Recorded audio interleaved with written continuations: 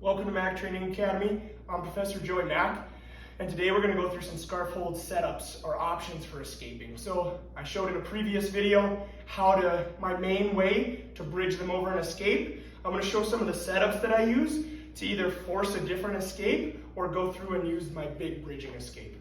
Before I do that, make sure you hit the subscribe button, help me grow my channel. So for this one, I'm not really going to demonstrate each technique. I'm just going to kind of talk through some various options that I look for. My main thing that I'm trying to do is get my hips close to his hips so that I can bridge his head towards the ceiling. So now there's various things that they will do to try to defend this. One of them being is they'll start taking their hips away from me.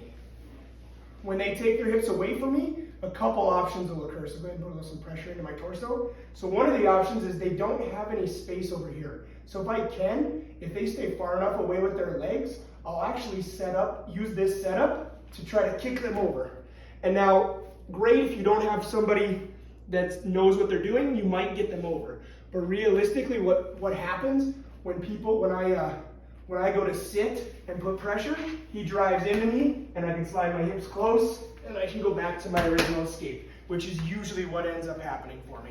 If I get one of the other escapes, great, but most likely someone who's actually good at the scarf hold, Kesa Gatame or head and arm position, various names, right, is those escapes aren't just gonna happen. So I might be here, he's scooting way away, I can't get my hips close to his hips to do what I want to do, then I'm going to take advantage where he doesn't have a post. So go ahead and put that pressure, putting weight on me, right?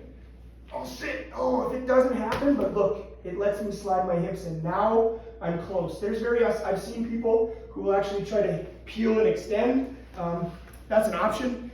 You got to be really careful with that. Again, if somebody's good at this position, they can start doing some funky things and wrapping your leg and making it very difficult. What I want to do is get back to my base position so I can roll them over. Another one that can tend to happen is I can start trying to drive forward just a little bit, and now I'll scoop. So as I try to pull him a little bit, maybe I wasn't on my bridging angle, but I'll go to pull. Now when he tries to drive back into me, I can scoop underneath and take him across. Again, it's just good to have directions of travel. The one that usually works the best for me is actually where I'm trying to sit up.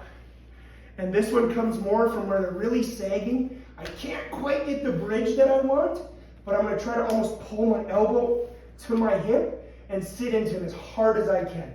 As I do, he pushes me back towards the floor and I bounce him up and over.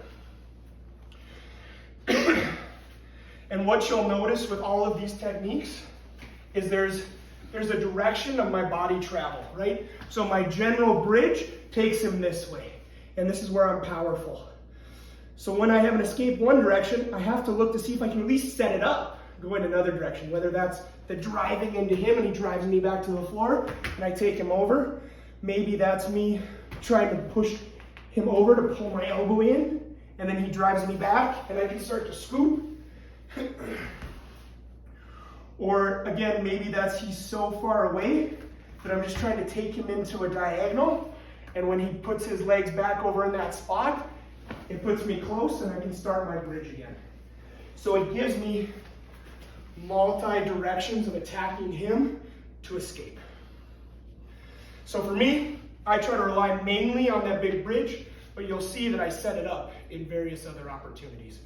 So if you have questions, make sure to hit this like and subscribe button and then ask any questions you might have and I'll address them. Thanks.